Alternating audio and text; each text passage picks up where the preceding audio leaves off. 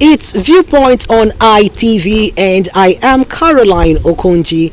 And on today's edition of Viewpoint on ITV, we're going to be talking about the best ways and measures that should be put in place to curb the insecurity that has been bedeviling some communities in recent times. It's Viewpoint on ITV. I am Caroline. Once again, let's go hear from our respondents what they have to say about boosting security in our communities. On the security challenges, his law will be on ground, will be making sure to eradicate all those menaces. So, like the Delta Papa Oscar, who is the DPO of my area, we do work together and to make sure in our AORO there have to be peace. So the area of killing process, even during the courtings of a thing, I believe we never witnessed any of such.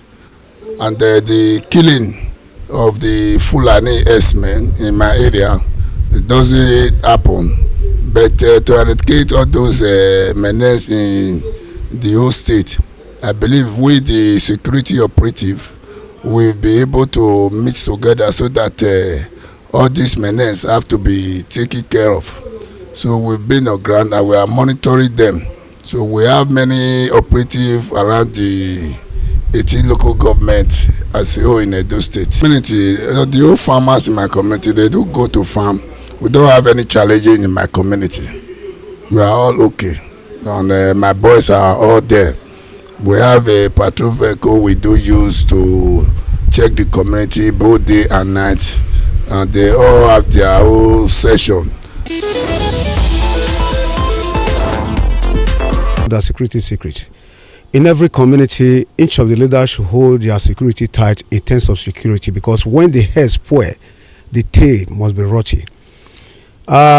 Every community leader should have to hold themselves in their community, because that community belongs to them. They have no other community to go. I can use my own as an example. Ubuyoko down to Gelegele, we have to hold everywhere ransom for security issue, because if you allowed one thing to penetrate in, other will now continue, and as I turn the attack on you, you have nowhere to go. So every members of the community and community leader should hold their community tight because of insecurity. Whenever they see something, they see something. And in terms of the government, as far as Nigeria Police is concerned, I beg Nigeria Police in every community, they should please allow a divisional police office to be closer to them. Like we here, we always call at a Wotubu police station, and whenever we call them, under a tickle of an eye, they are here with us. And we will support them in terms of movement and other things. Verily, community policy is a very good idea. It's a welcome idea. If the government can finance it, it's a welcome idea. I'm in support. We, the developers, we are not just into the business just to make profit. The safety of our clients and our staffs matters a lot to us. So on that ground, before we carry out any purchase of property, we make sure we do our own investigation. Firstly, if the property is genuine, and secondly, to find out that there is no community unrest, like no crisis in that area. Like I will use one of our estates in Lagos Road as a case study on this note. Some time ago, early this year, before some of our clients were showing interest in that area, that do you have property in Lagos Road and all that. So I personally, I went to the area. I also have security personnel. Like I would not just want to mention some name, both in the army and in the police. Like, you know, for example, if you go to Odo Zekiadolo Oasis, the division in that place, they have what they call the SO, which is the person that he knows what's happening in that place that even the DPO may not know, because the head of the security. Every area we have estate, we personally have the contact of such persons, and the head of surveillance in in 4 Brigade. I also have his contact. So those are some certain persons that will help you to do security check that you on your own will not be able to do, because that's their area of profession. You understand? They can help you to go to such place, ask questions, or you going to meet them, ask them questions. I just drive past social community. I found out that some windows, some glass is broken. What's happening in that area? They will tell you, and they will also tell you that this area we have security issues, like the area of Fulani Esme.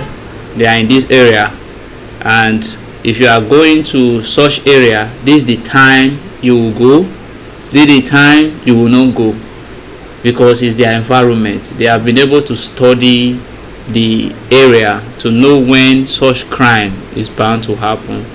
But the honest part is that as a real estate person, my own safety matters a lot, because we go there whenever they are doing bulldozing, whenever sometimes some clients are going for inspection, we follow them to that place. So we don't involve in any area where such things happen, because it's not every time we have the finance or resources to mobilize security personnel to follow you down for inspection.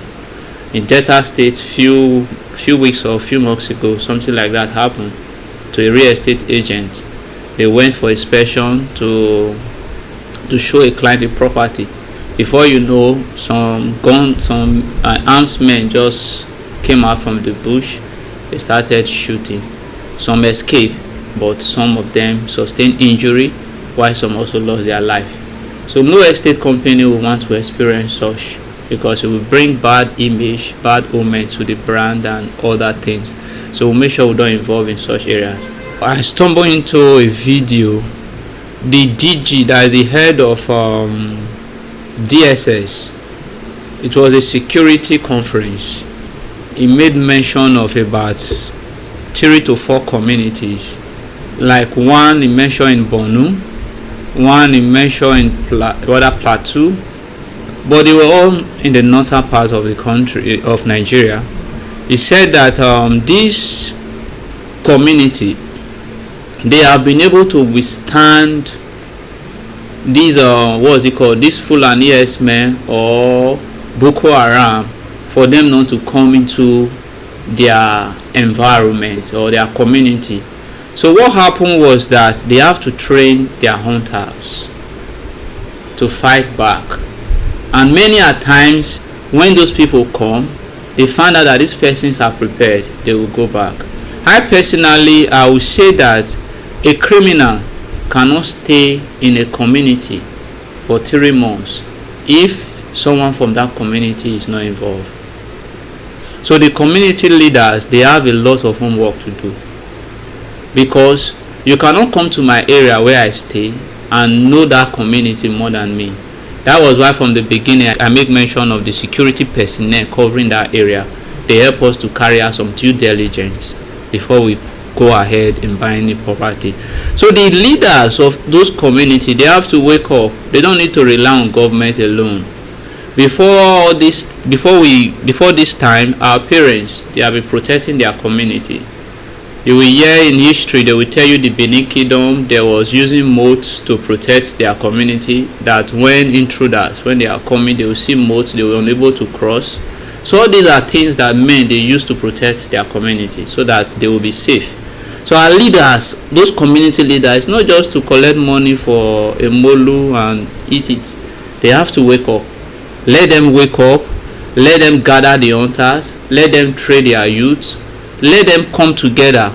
Both neighboring community, if they work together as one, they know those forests more than these people. They don't have any place to hide. And also our government, we have advanced more than this.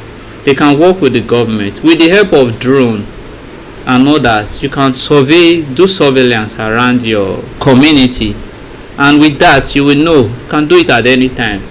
For example, I decided to fly drone in my estate at night. If there's anybody hiding in that estate, I will know, because they will on lights, they will on fire. You will definitely see it. So let everybody wake up. The truth is that if they are ready to fight the security issue, it's not something that they cannot settle.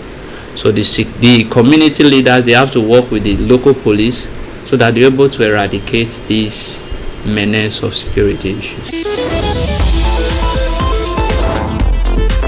My commitment now to help my community in terms of security. And the white man used to make parables that charity begins at home. And way to the next user and make parables say, if all no they would, ant not go enter. So we should start to checkmate ourselves first before we think of other people that is coming in. That's why I make that parable of we should check ourselves. For the Fulani X-Men or the Muslim answer that is coming this environment now, we too we also checkmating them in terms of security. We monitor them. As I will have a community CSO, we have community boys that we used to checkmate them. You know, we cannot just get that 100%. So at least let's say 60-40, because we provide motorbike for some of our security men in my community, for them to give them bomber to bomber. So although none that they can cover it all, because they always come from other community to attacks at night. They too will come out to make sure that we drive them away from this community. At times we catch them at night, handle them to give them to police. That's how we check. That is how we normally checkmate the intents of security in this area. The only thing that we know that is giving us serious issue here, but not this my community, down community, because we don't know what future will be. But we need government present here in terms of issue of kidnapping. Or like those about 3-4 community away from here, Gogogi, Okwa, those community down. These people normally come out from river to kidnap farmers there. So government should come and help us in that regard. For me, I've done my best to make sure that there's security in my own community. I build a police station, you can see it there, it's there already. I make sure that I provide security to make sure that we can cover our own domain.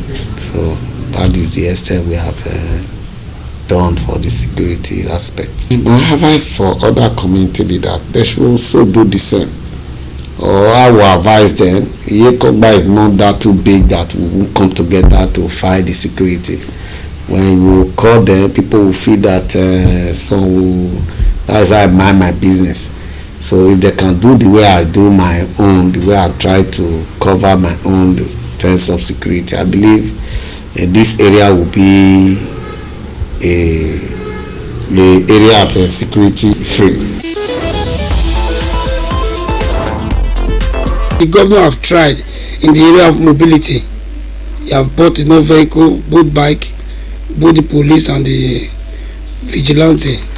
I will advise all the community leaders to come together. There is what we call community policing locally, because all these people that normally came to be terrorizing us, some of those people in community know them, they know where they are inside that bush. Mostly all these hunters. We so much need the help of hunters, because most of all those hunters, they know where those bandits reside inside the bush, but they are afraid. Who they are not going to share those information with? They may go and share the information with the wrong people. Their life will not be at risk. So the new CP, the Commissioner of Police for those State, should open a door for everybody to come in, to come and give him information directly, not to the junior officers. Because why? Everybody is afraid. Nobody knows who is who now. Because if you are being kidnapped, either one person in your family or your worker must be among. Somebody must know your profile. Somebody must know your account balance before they will kidnap you. So they will never want to kidnap anybody that they don't know. They don't know if you can be able to meet up with what they will demand. So the area, I will advise all the community leader, mostly the Ojo way, because there is no longer a no gate. Mostly the Ojo way, they should bring their people together to make sure they form local security in all community, and they should be working with the DPO. That is how we are doing it before. If you arrest anybody, call the DPO. The DPO, but the police must be carried along, because vigilante cannot prosecute. It's the police that can be able to prosecute. But when you are being guided by the police, you will not take law into your hands.